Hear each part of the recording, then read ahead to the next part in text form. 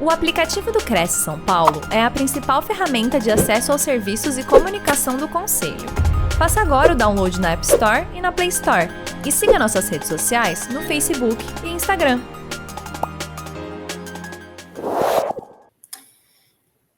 Oi, gente, muito boa noite.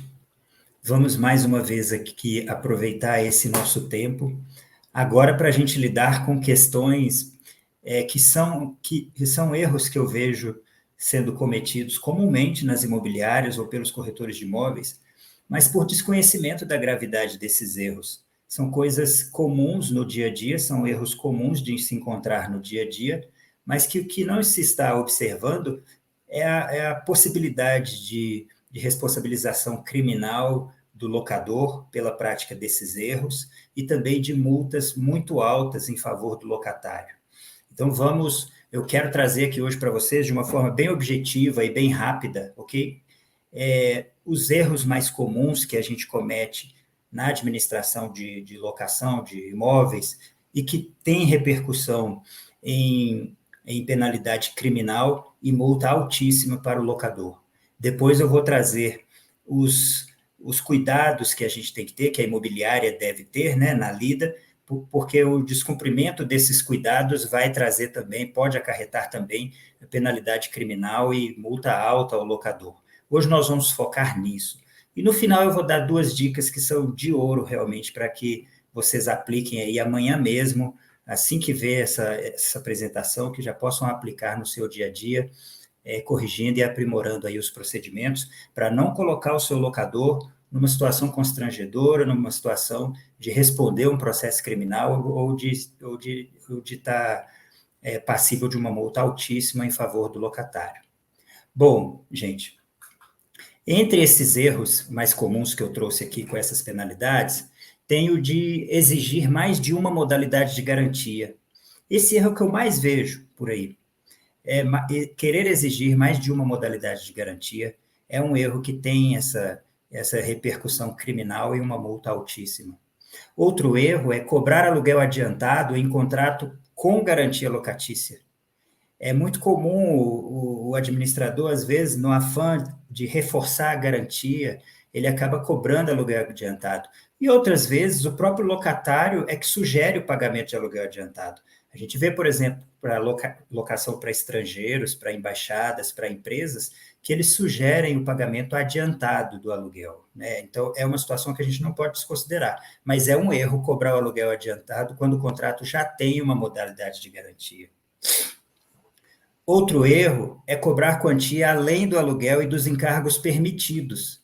Então, essas pequenas taxas ou esses valores que vêm sendo cobrados dos locatários, hoje eles estão passando despercebido, mas eles podem sim gerar essa repercussão criminal e uma multa altíssima ao locador, e não vai ser bom para a imobiliária ou para o corretor de imóveis que submeteu o seu locador a uma situação dessa, né? No que tange às garantias, gente, lá o artigo 37 da Lei do Inquilinato já estabelece algumas modalidades. Ele estabelece a caução, que pode ser em dinheiro, ou então em imóveis ou imóveis, né? A fiança, que é na figura de um fiador, o seguro-fiança locatícia, que é feito por uma seguradora ou por um banco, e a cessão fiduciária de cotas de fundo de capital. Essa última modalidade aí, a cessão fiduciária, ela não é muito comum, ela só é aplicada em locações atípicas. Então, não é do nosso dia a dia, vamos dizer assim. Mas as outras, sim. A caução, a fiança e o seguro-fiança são muito comuns. Esse rol não é taxativo, tanto que a gente tem também o título de capitalização, que permite que você faça depósito do valor que você entender por bem, né? Combine com o locatário e pode ser feito esse valor, já que a caução com o depósito em dinheiro é limitada a 3 aluguéis e não pode nem incluir nesses aluguéis o condomínio, IPTU e outras obrigações. Já o título de capitalização permite que você estipule o valor que você quiser, né? Mas independente da modalidade de garantia, seja essas que a lei já estabelece ou outras que você queira utilizar na sua locação, uma coisa é certa, vai estar lá no parágrafo único do 37. É vedado, sob pena de nulidade, mais de uma garantia. E é em função disso, é em função dessa vedação, que o legislador pensou em evitar que que o locador exigisse demais do locatário para fazer uma determinada locação. E aí, então, ele traz essa punição para quem pratica utilizar mais de uma modalidade de garantia, ele traz essa punição com repercussão, inclusive, criminal, né? Então, não só é uma multa muito alta, que é de 3 a 12 aluguéis em favor do locatário, mas também tem a repercussão criminal. No que tange a antecipação de aluguéis, gente, esse aqui é um erro muito comum da gente ver e ir corrigindo nas imobiliárias. Aluguel adiantado só pode ser cobrado nos contratos sem garantia ou nos contratos por temporada. Se o contrato tem uma garantia, você não pode de jeito nenhum cobrar o aluguel adiantado. Parece uma coisa simples e às vezes até é o locatário que concorda com isso plenamente, e a gente tende a achar que se colocou no contrato, então é válido, então pode ser praticado. Só que a lei inquilinária, ela veda essa prática e pune rigorosamente, por considerar uma contravenção penal, que vai dar uma penalidade muito rigorosa ao locador. Então, não é um erro tão simples assim, a gente tem que estar muito atento a isso. Lá no final eu vou dar uma dica de como cobrar aluguel antecipado, mesmo tendo uma garantia, ok? Aí a gente vai ver como que isso pode proceder. Mas não é como tem sido praticado, assim, tão facilmente. E dos valores extras que não podem ser cobrados, além do aluguel e dos encargos permitidos, gente, a gente pode encontrar taxa de boleto, taxa de cadastro, taxa de pesquisa cadastral, taxa de análise de crédito, taxa de contrato, luvas, se for nas renovações, porque no primeiro contrato a luvas pode existir, mas a partir das renovações, não. Custo de formação de ponto, antecipação de aluguéis, nada disso pode ser cobrado além, pode ser exigido ou pode ser cobrado além do aluguel e dos encargos permitidos. Esse também é um erro que acarreta a penalidade que eu já venho dizendo, né? E quando que os locatários se utilizam disso?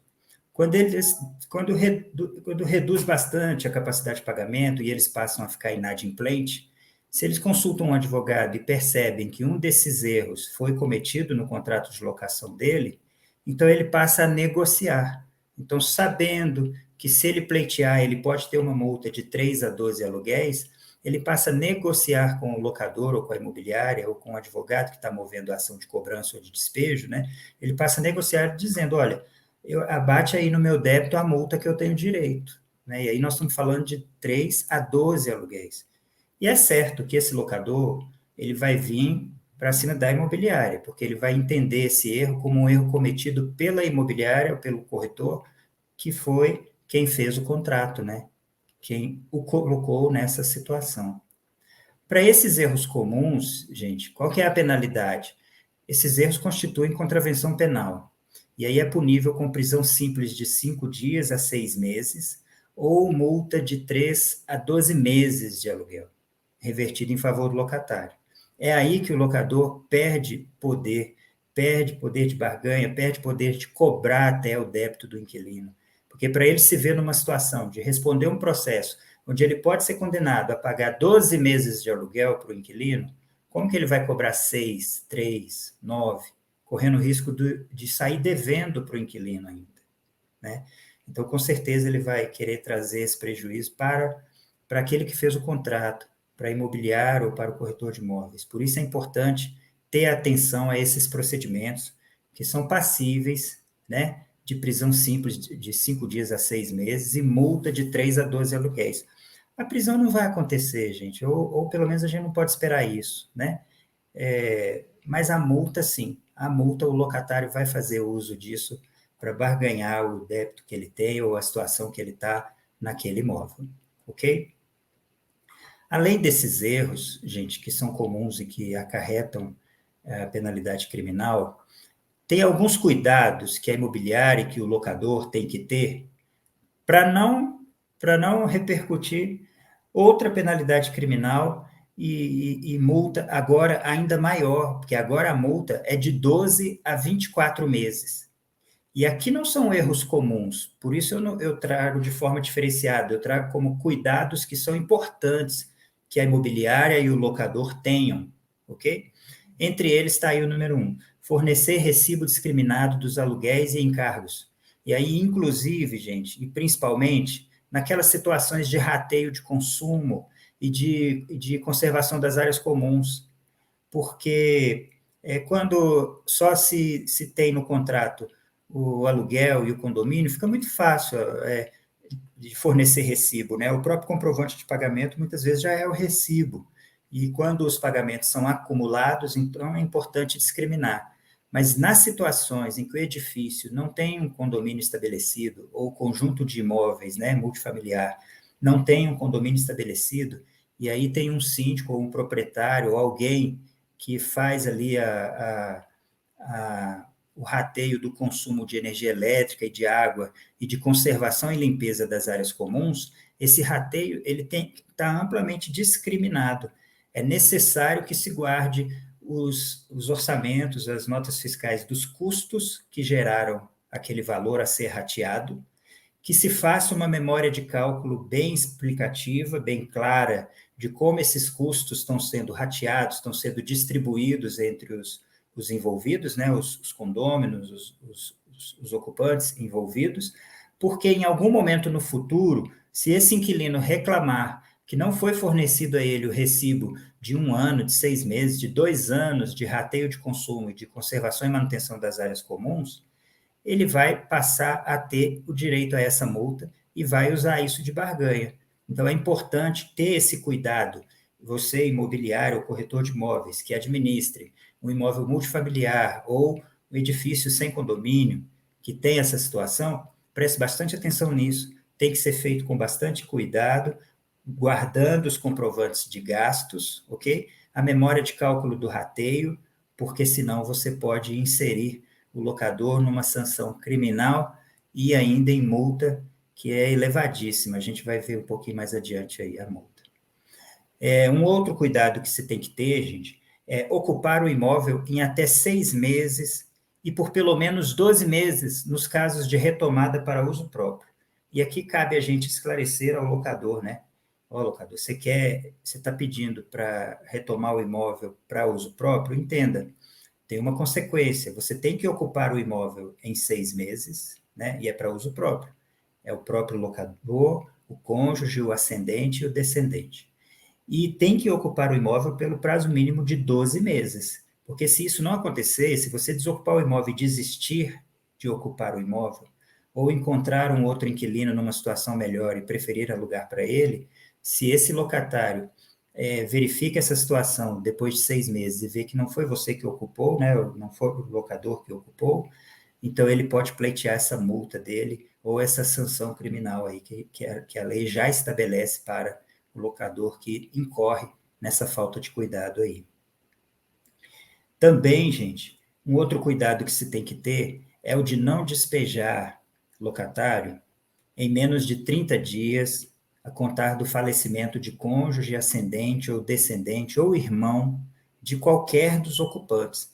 Aqui a chamada é para o seguinte: não se trata de parente enfim, de cônjuge, ascendente, descendente ou irmão do locatário apenas, mas de todos os ocupantes. Aquele despejo vai ficar suspenso. Você, imobiliária, você, locador, deve suspender as ações de despejo até que ultrapasse 30 dias do falecimento dessa pessoa que é ligada a um dos ocupantes do imóvel. O desrespeito a essa regra, esse descuido, também acarreta uma sanção criminal e multa, ok?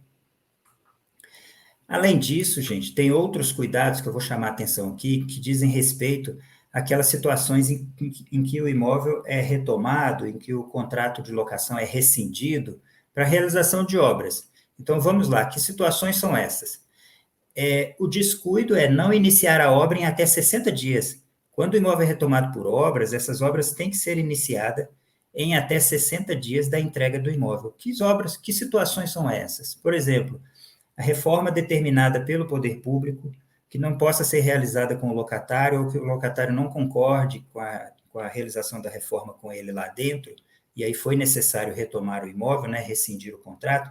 Se essa obra não começar em até 60 dias, o locador vai estar inserido em multa ou numa penalidade criminal que a gente vai ver mais adiante, né? Outra situação é quando o imóvel foi retomado para obra que amplia a edificação em mais de 20%, ou mais de 50% se tratar de hotel. Outra situação é a obra determinada pelo poder público com alteração radical no imóvel, ou que aumente o valor do negócio ou da propriedade, no caso de recusa para renovação comercial. Então, se está recusando, se está alegando que não vai renovar aquela locação comercial a que o inquilino tenha direito, porque vai realizar obras determinadas pelo poder público, que vai mudar radicalmente o imóvel, ou que vai aumentar o valor do negócio, o valor do aluguel, né? Ou o valor da propriedade, então tudo bem, pode até não renovar e pedir o imóvel por esse motivo, mas tem que estar atento, tem que ter o cuidado de iniciar a obra em até 60 dias, né? Outra situação é em caso de demolição, é em caso de retomada do imóvel para demolição, edificação ou reforma, que aumente em 50% a área, nos casos de hospitais, asilos, estabelecimentos de saúde e escolas, né? Esse texto é confuso, esse texto é complexo, mas ele vai estar aqui na apresentação para que vocês possam acompanhar depois pelo site lá da TV Cresce e pelo canal do Cresce de São Paulo no YouTube, ok? Então, são diversas situações de retomada do imóvel para a realização de obras em que deve-se ter o cuidado de iniciar a obra em até 60 dias, ok? Então, é importante a imobiliária que vai tramitar essa rescisão da locação por esse motivo, é importante que ela instrua o locador desse prazo, dessas consequências, né, dessa penalidade, porque senão vai passar despercebido por ele, e se o inquilino passar lá no imóvel e ver que a obra não começou em 60 dias, ele pode querer pleitear essa multa, porque ela é bastante significativa. Veja, por exemplo, qual que é essa penalidade para o caso de não iniciar essas obras em 60 dias. Constitui crime de ação pública, punível de detenção de 3 meses a 1 ano, que poderá ser substituída pela prestação de serviço à comunidade.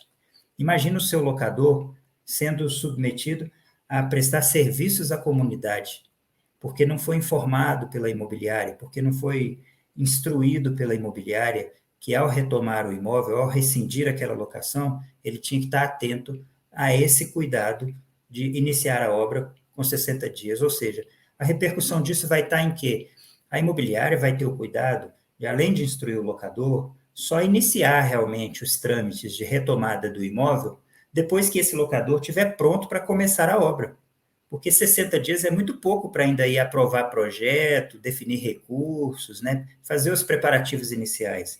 É um prazo muito curto e a lei foi muito, muito rigorosa nesse sentido, para evitar a simulação, para evitar a especulação de locadores, dando essa justificativa para retomar o imóvel e depois não cumprindo essa finalidade que foi motivada, que foi proposta, né, para a retomada do imóvel, ok? O prejudicado, que no caso é o locatário, também poderá reclamar, aí no processo civil, né, multa de 12 a 24 aluguéis. Olha a grandeza da implicação desse descuido, né, de não observar o prazo de 60 dias para começar as obras nesses casos que eu relatei. Multa de 12 a 24 aluguéis atualizados ou aluguel do novo inquilino, caso o locador tenha alugado para outro ao invés de fazer a obra, né? É muito sério isso. E como a imobiliária pode se defender, como a imobiliária pode se preparar para caso ela seja demandada judicialmente junto com o locador, né? Ou para caso esse locador queira, nesse prejuízo, queira regressar contra a imobiliária, alegando que a imobiliária que foi culpada. Quais são os atos de defesa? O que a imobiliária pode se ocupar de cuidar para que ela tenha esse respaldo depois, né? É preciso que ela informe por escrito o locador das penalidades criminais e civis para o ato que ele manifeste pretender. Ou seja, se ele fala, eu quero retomar o imóvel, para quê, senhor? Para isso e para isso. O senhor tem ciência que, nesse caso, o senhor tem que o trâmite vai se dar dessa forma e o senhor tem que ocupar o imóvel, o senhor tem que começar a obra em no máximo 60 dias, o senhor está preparado para começar essa obra imediatamente? Porque Se ainda tiver que aprovar um projeto, se ainda tiver que contratar uma empresa, vai passar de 60 dias e a multa é altíssima, além da sanção criminal, né? Imagina o senhor prestando serviços à comunidade por causa de não ter tido esse cuidado, né? Então, quando a imobiliária informa por escrito, ela se resguarda depois, porque o papel dela não é negar aquilo que o locador pretende para o imóvel que é dele, mas é de instruí-lo, né, nas consequências, nas repercussões, na possibilidade legal daquele que ele está pretendendo, né? É interessante que a imobiliária, mediante avaliação do caso, até se recuse a realizar os atos de rescisão e retomada do imóvel. Mas, para isso, ela vai ter que analisar o caso mesmo, e vendo que aquele caso pode trazer uma implicação mais séria para ela, porque em algumas situações a imobiliária, como presta serviço ao locatário também, ela vai estar inserida na relação de consumo, então ela vai sofrer as consequências de um processo judicial amparado na lei do consumidor, que traz uma série de vantagens para o consumidor, né, em prejuízo dessa imobiliária que vai estar sendo acionada. Então, em alguns casos, é importante, é interessante até que ela se recuse, até porque, quando ela se recusa a fazer, ela não tira o direito do locador, o locador pode ir lá e fazer a notificação ele mesmo, ele pode ir lá e mover a ação de despejo, se for o caso, ele mesmo, né? E aí não vai estar implicando responsabilidade à imobiliária, ok? Mas são casos muito atípicos, são casos que ela tem que analisar, que ela tem que avaliar o caso concreto para poder estabelecer essa recusa, senão bastará que ela informe por escrito ao locador dessas consequências para que isso fique registrado. E aí depois, se ela for envolvida numa ação judicial ou se esse locador quiser intentar contra a imobiliária, ela vai ter esses documentos de instrução que foram feitos para que ela não seja responsabilizada. Ok? E aí, gente, tendo dito os erros comuns de acontecer e que trazem repercussão criminal em multa de 3 a 12 aluguéis, né, para o locador, em favor do locatário, e tendo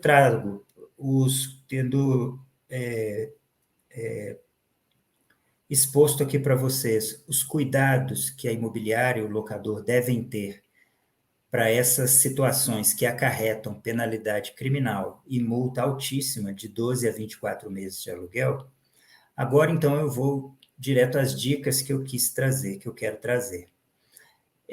Eu quero trazer essas dicas aqui porque elas são muito aplicadas, elas podem ser aplicadas com recorrência na imobiliária e elas respaldam aquelas situações em que a capacidade de pagamento do locatário ou o cadastro do locatário não está muito salutar, não está daqueles melhores para se fazer essa locação. E aí, então, ela tenta reforçar aqui, a imobiliária tem isso que eu vou dizer aqui como dica, para reforçar essa garantia, né, para melhorar essa capacidade de pagamento aí dessa locação. Bom, uma das dicas que eu trago aqui é como cobrar o aluguel adiantado, sendo que o contrato já tem alguma modalidade de garantia, né? E eu vou dizer que pode ser com previsão contratual ou por acordo verbal. E a outra dica que eu quero trazer aqui é como praticar um contrato de locação quando o inquilino só tem como garantia a caução de 3 aluguéis e concorda com o pagamento adiantado. Quer dizer, são duas coisas que não poderiam acontecer no mesmo contrato, né? Sob pena de se inserir num daqueles erros que traz aquela multa de 3 a 12 aluguéis, mas nós vamos ver aqui como que isso pode ser feito sem que isso acarrete essas penalidades. Bom, no que diz respeito a cobrar adiantado com garantia locatícia no contrato de locação, o que se pode fazer é o seguinte, pode ser feito com previsão contratual, e aí é importante entender que não pode parecer que foi uma imposição da imobiliária ou do locador para o inquilino, porque esses casos, normalmente, é o próprio inquilino que oferece de pagar o aluguel adiantado para que você aceite uma garantia menos rigorosa, né? Você pede, por exemplo, seguro-fiança. O inquilino diz, não, eu tenho a poupança calção, mas em contrapartida eu reforço pagando adiantado.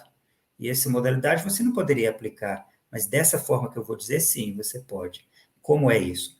Você já coloca no contrato que o aluguel é, por exemplo, vou dar um valor aqui para esse aluguel do meu exemplo, que o aluguel é 10 mil reais, ok? E que o inquilino tem a opção, ok? Não obstante, o inquilino poderá opcionalmente realizar o pagamento do aluguel adiantado, ok? Com a vantagem de R$ 500 a menos em cada aluguel, ou seja, de 9.500 em cada aluguel. Colocando dessa forma, então não está sendo uma imposição ao locatário. Ele tem a opção. Se ele quiser, ele paga adiantado. Se ele não quiser, ele paga o valor normal que foi contratado. E essa diferença ou essa vantagem no valor do aluguel para a antecipação, você vai trabalhar ali dentro da margem de negociação que você já teria para praticar essa locação. Então, quando você coloca no contrato, olha, esse contrato tem garantia, poupança e calção, e ao mesmo tempo coloca o valor do aluguel para o pagamento mensal, no final do período mensal, é de, por exemplo, 10 mil reais. Mas, não obstante, o locatário tem a opção de pagar o aluguel adiantado no valor de 9.500, se pagar até o dia tal do mês, ou então no início de cada período mensal. Aí vai estar claro que é uma opção e o inquilino vai poder fazer isso ou não. Agora, como é uma opção, você não pode obrigá-lo a pagar adiantado. Por isso a vantagem financeira, né? Que é para estimulá-lo a continuar pagando adiantado o contrato inteiro, para que ele tenha essa vantagem. Assim você vai ter uma garantia, seja lá qual for, e ainda vai conseguir receber aluguéis adiantados, né? A outra forma de contratar com garantia e o aluguel adiantado é combinando verbalmente, é um acordo verbal, só que vai se operar da seguinte forma: no contrato vai estar a garantia e não vai estar o aluguel adiantado, não vai estar a opção de aluguel adiantado. E aí você vai entregar para o inquilino o contrato de locação com o termo de vistoria para ele assinar, né, e te entregar, e você já vai entregar também a quantidade de boletos que ele vai antecipar, ok? Então, se ele fala assim, eu quero antecipar 1 ano, então você entrega 12 boletos, só que cada boleto tem o respectivo vencimento, não são boletos vencendo hoje ou amanhã, cada boleto tem o seu respectivo vencimento. Você só está antecipando a ele o papel, a folha do boleto, para que ele possa pagar lá no vencimento ou querendo pagar antecipado. E aí, por acordo verbal, ele já te entrega o contrato de locação assinado, com os 12 boletos, se for o caso dele antecipar 1 ano, né, pagos, né, e aí não vai poder alegar que foi imposto a ele, que foi exigido a ele, que além da garantia, que ele pagasse adiantado, porque ele tinha a opção de pagar no dia do vencimento normal do boleto, e ele pagou antecipado, né. Isso vocês combinam verbalmente e ele te entrega o contrato. Se ele te entregar o contrato e não te entregar os boletos pagos, você ainda vai poder avaliar se faz ou não a locação para ele naquelas condições, né? Porque ele já não está cumprindo aquilo que foi acordado. Ok? Então, tem essas duas formas para que você tenha um aluguel adiantado junto com uma garantia. Agora, reforçando, hein, gente? Eu não estou trazendo aqui uma forma, ou querendo passar para vocês, uma forma de burlar a legislação, ou uma forma de prejudicar ou de exigir mais desse inquilino do que a lei permite. Não. Esses casos só são viáveis, né, para essa dica que eu dei, só é viável quando o próprio inquilino manifesta a intenção de pagar adiantado e de dar uma garantia. Então, nesses casos, é que você tem essa fórmula, essa saída, para poder operacionalizar essa situação. É claro, a garantia muito provavelmente não é satisfatória, não é suficiente, é como uma caução, por exemplo, e o próprio inquilino se oferece para pagar o aluguel adiantado. Aí você consegue convergir o que a lei determina ao que o inquilino pretende, ok? Não é uma prática para que a imobiliária imponha, porque senão, com certeza, ela vai receber uma denúncia e vai ter que responder por isso, né? Se isso passar a ser uma prática recorrente. Isso tem que ser uma exceção nos casos em que o próprio inquilino sugeriu, ok? A outra dica que eu quero trazer é como ter no mesmo contrato a caução e o aluguel adiantado, né? Normalmente não pode, como a gente viu lá nos erros comuns, né? Mas há uma forma de amenizar esse efeito. Aqui, mais uma vez, eu digo, o inquilino tem que sugerir isso, né? E aí, se ele tem 3 meses de aluguel para fazer como caução, a minha sugestão é que você faça o contrato sem garantia, mas combine com ele que ele vai antecipar esses 3 meses de aluguel na forma do dinheiro que ele tem disponível para fazer a caução. E aí, por não ter garantia no contrato, porque ele está antecipando 3 aluguéis, não depositando a caução, né? Então, por não ter garantia no contrato, então você pode fazer esse contrato com pagamento adiantado, mensalmente adiantado, ou seja, no início de cada período de locação, né? O que é mais comum é mensal. Aí você vai ter 3 meses de adimplência, porque já foram pagos, e depois os aluguéis vão ser cobrados adiantados, ou seja, se ele vier a inadimplir, você vai perceber logo no início do mês que ele está inadimplente. E aí você ganha velocidade para poder fazer a sua cobrança ou o manejo que você tiver que fazer para resolver essa inadimplência, né? Seja o despejo, a cobrança, a execução, enfim. Você vai estar pelo menos 30 dias antecipado, porque o aluguel dele é antecipado e ele deixou de pagar o aluguel, se tornando inadimplente. Então, ao invés de você saber disso lá no final do mês, você já está sabendo agora. Você já ganhou aí pelo menos 30 dias. E, além disso, como o seu contrato não tem garantia, porque não foi caução, foi antecipação de 3 aluguéis, você tem direito, você consegue um despejo liminar por falta de garantia. Falta de pagamento, num contrato sem garantia. E aí, com o despejo liminar, você consegue desocupar o imóvel mais rapidamente. Então, essa dica que eu dou de, ao invés de praticar a caução, receber 3 aluguéis adiantados e colocar no contrato que não existe garantia e que o aluguel vai ser pago adiantado, ela traz um efeito muito bom no tempo que você vai conseguir esse despejo, né? No tempo em que você vai conseguir resolver a inadimplência, cessar o acúmulo do débito, né? Que num despejo normal poderia demorar 6 meses sem pagar, ou meses, né? Cada estado, o judiciário tem uma velocidade para isso. Cada vara, o judiciário tem uma velocidade para isso. Então, meses. E no despejo liminar, simplesmente porque você não colocou como garantia a caução, mas sim como aluguéis antecipados, você tem esse despejo muito mais rápido. Então, você inibe o acúmulo do débito, você resolve a inadimplência o mais rápido possível, né? E isso já é um efeito muito bom para o locador, que vai poder alugar de novo, voltar a ter os aluguéis, e não vai ter aquele inquilino morando ali por, às vezes, até anos, né, sem pagar o aluguel. Feito isso, eu me coloco, então, à disposição de vocês para as perguntas que vocês tiverem aí e outros esclarecimentos.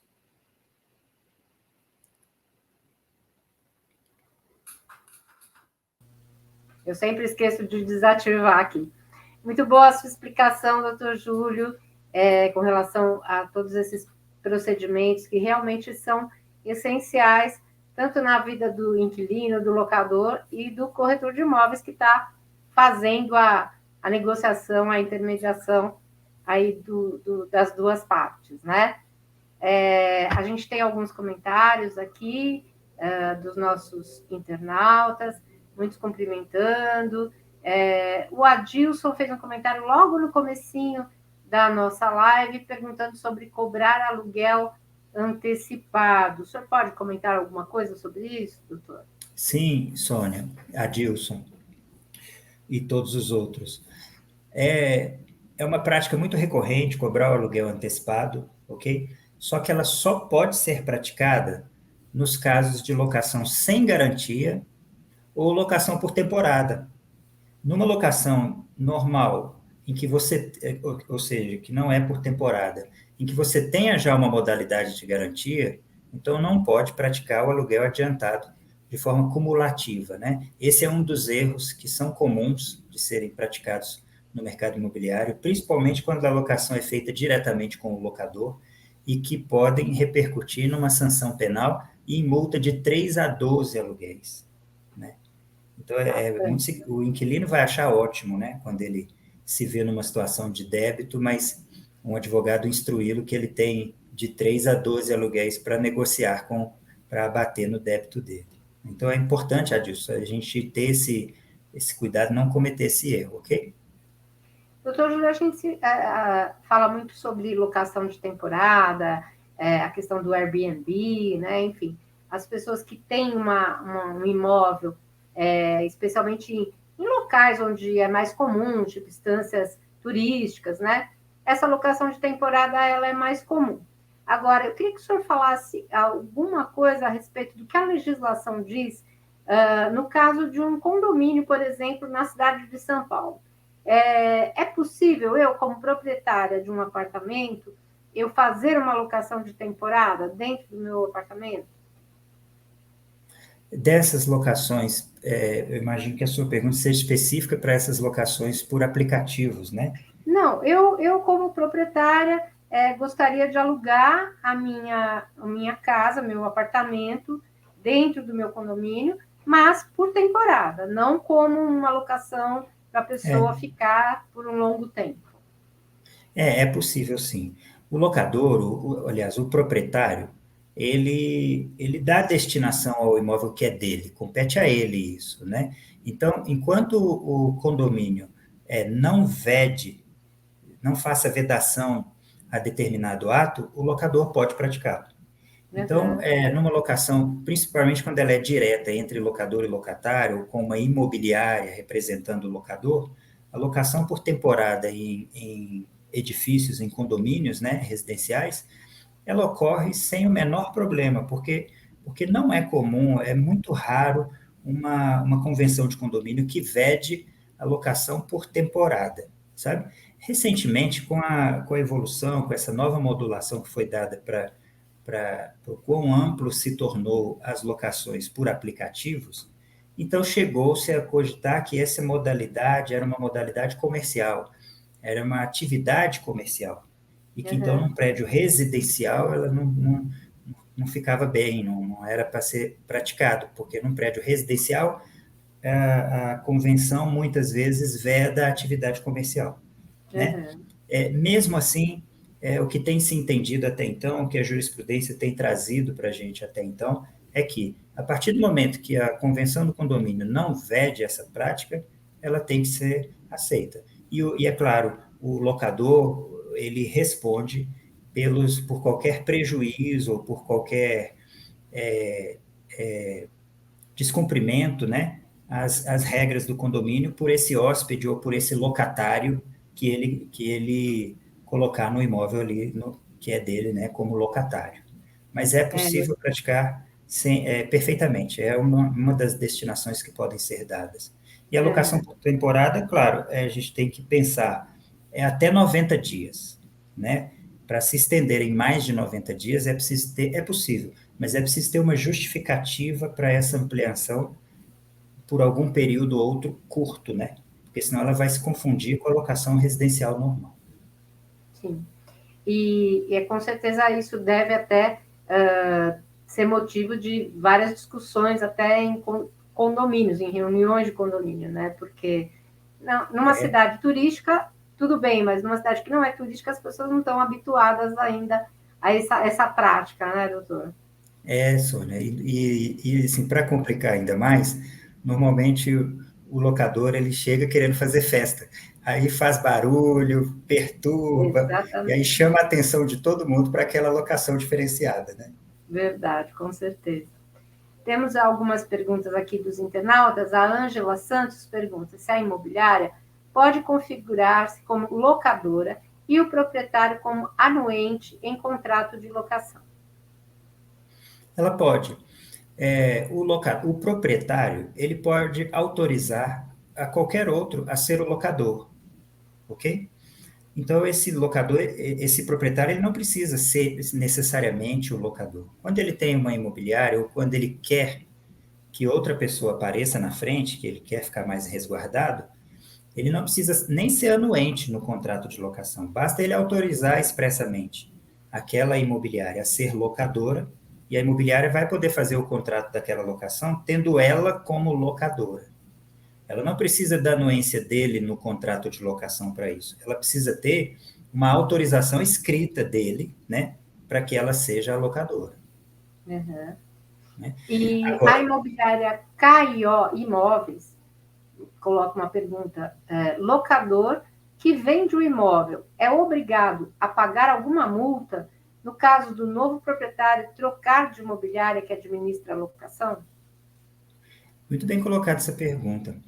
Veja bem, quando a imobiliária está administrando um imóvel, a locação de um imóvel, e esse imóvel é vendido no curso da locação, na relação, no que tange ao inquilino, o que está acontecendo é uma substituição de locador apenas.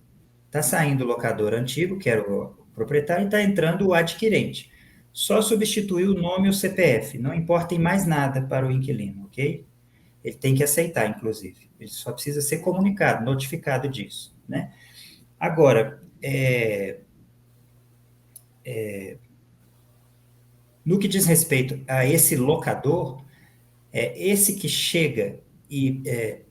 aliás, no que diz respeito a essa troca de locador, Sônia, o que está acontecendo na prática é a rescisão do contrato de administração de imóveis com o antigo locador e uma nova contratação do serviço de administração de imóveis com o novo locador.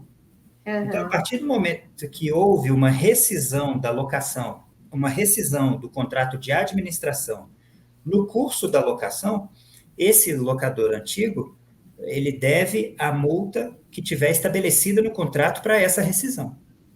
Então, a imobiliária, quando ela faz o contrato de administração, ela estabelece lá em algumas cláusulas que o locador, caso o locador rescinda a administração da locação com essa imobiliária, no curso da locação, ele pagará a multa de tanto, né? É comum, por exemplo, um aluguel ou 10% do que a imobiliária receberia se fosse até o final do contrato, né? Enfim, essa multa pode ser cobrada do vendedor, né, quem vendeu o imóvel, porque ao vender, ele tacitamente ele rescindiu o contrato de administração com a imobiliária.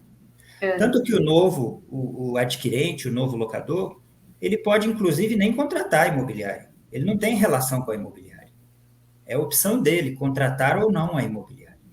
Quando ele contrata a imobiliária, porque não houve uma ruptura no contrato, mas só trocou de pessoa, né? A imobiliária pode se abster de cobrar a multa daquele vendedor, sabe? Mas, a princípio, ela pode cobrar a multa do outro, porque o que se caracterizou aí foi uma rescisão do contrato de administração no mesmo ato em que ele vendeu o imóvel. Perfeito. A Ângela pergunta novamente sobre locador e locatário, pessoas jurídicas. Não precisam recolher imposto de renda? O imposto de renda é assim, quando a locação ocorre, quando a pessoa jurídica é que paga o aluguel, ela já faz um procedimento específico que os contadores já estão acostumados, né? Porque ela vai lançar isso lá na contabilidade dela e tal. Mas, normalmente, o aluguel não é abatido do imposto de renda. Então, não é preciso lançar no imposto de renda da pessoa física o pagamento de aluguel. Só que as pessoas lançam como um pagamento, e aí gera um débito de imposto de renda lá para o locador, né? Mas quando envolve pessoa jurídica, já há um trato específico para lidar com o imposto de renda que vai estar envolvido ali. O Everson Nunes, corretor imobiliário especialista, ele pergunta o seguinte: no caso de o proprietário perder um imóvel por falta de pagamento, como fica o inquilino em relação ao novo proprietário? Então, se esse novo proprietário quiser continuar com a locação, então eles podem continuar a locação que existia, fazendo apenas um aditivo, substituindo a figura do locador, né? Ou eles podem contratar uma nova locação a partir dali, fazer um contrato novo, ok? Agora, se esse novo proprietário não quiser continuar com a locação, então ele pode pedir o imóvel. Ele tem um prazo de 90 dias a contar da compra do imóvel, do registro da compra do imóvel, para pedir o imóvel sob pena de se caracterizar a concordância dele com o contrato de locação, ok? E ao pedir o imóvel, seja no primeiro dia ou no dia de número 90, o inquilino tem 90 dias, é outro prazo, ok? O inquilino tem 90 dias para desocupar o imóvel.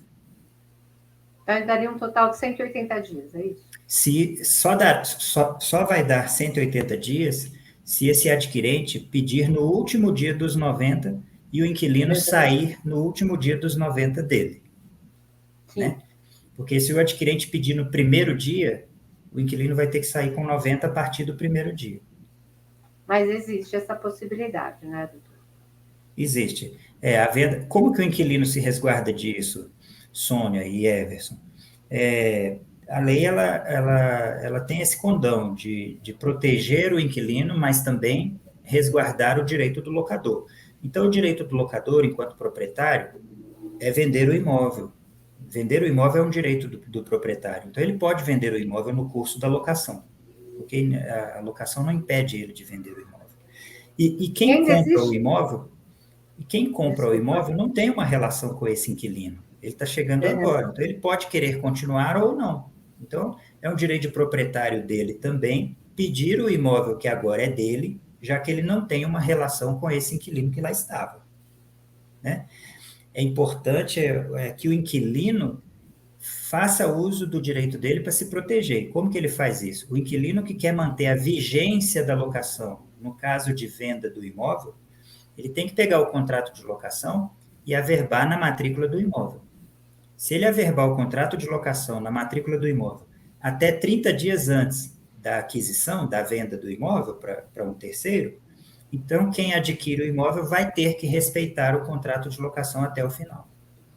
Então veja que a lei... O locador também tem a obrigação de avisar, não no caso de perda de imóvel, mas no caso, por exemplo, de venda, ele tem que avisar primeiro o inquilino que ele vai vender e o direito de preferência, se há um interesse da compra, é isso? No caso de venda, ele tem que dar o direito de preferência ao inquilino, né? E é de boa fé que ele comunique ao comprador que esse imóvel tem um contrato de locação. Né? Mas no caso de perda de imóvel, perdeu o imóvel num leilão, por exemplo, né? Porque estava devendo e aí o imóvel foi arrematado. Esse arrematante, ele segue aqui a prerrogativa do adquirente na alienação também. A arrematação é uma forma de alienação, né? Uma alienação judicial, uma venda judicial, vamos dizer assim. O Everson até completa a pergunta dele, ele pergunta se isso também acontece nos imóveis retomados da Caixa. Nos imóveis retomados da Caixa, não. Nos imóveis retomados, não. Os imóveis que estão sob efeito, que a retomada foi por alienação fiduciária, o inquilino não tem essa prerrogativa. O novo adquirente, ele vai chegar e vai decidir se ele quer continuar a colocação ou não, e aí ele pode pedir o imóvel. Por causa da alienação fiduciária que está envolvida aí. Alves pergunta, eu como locador não estou obrigado a pagar IR sobre os aluguéis recebidos? É assim, como locador, você está obrigado a pagar imposto de renda sobre a sua renda. E aluguel é considerado renda. Então, o imposto de renda vai alcançar a renda que você tem com o aluguel. O inquilino não tem vantagem nenhuma em pagar aluguel ou em declarar que pagou aluguel.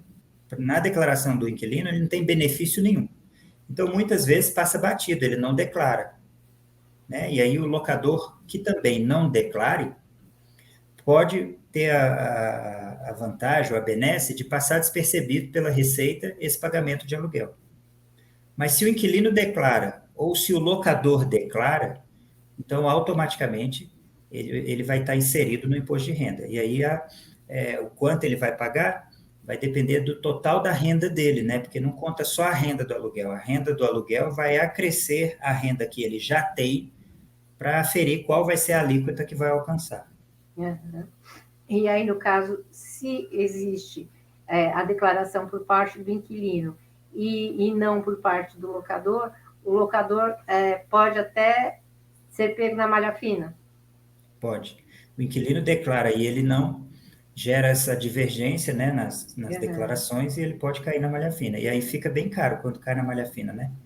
Então, a hipótese de querer fazer uma locação e se isentar e omitir o imposto de renda, é preciso combinar com o inquilino direitinho que ele não vai declarar. porque aí o locador também não declara. Apesar de que, se a locação correr tudo bem, Sônia, essas combinações verbais também continuam tudo bem. Mas se der algo errado na locação, tudo que foi combinado verbalmente também cai por terra, né? Com certeza, com certeza. O Alves pergunta o seguinte: sobre o direito de preferência, quando o locador explicita no contrato que o locatário abre mão do direito de preferência, isso é legal? No contrato, não. Toda vez que for fazer algo diferente num contrato de locação, diferente do que a lei diz, é importante a imobiliária, o locador, sempre pensar, mesmo não entendendo de lei, não entendendo de direito, é importante sempre pensar assim, se está diferente da lei, tem que ser favorável ao inquilino, porque se for desfavorável ao inquilino, a tendência é que seja considerado abusivo.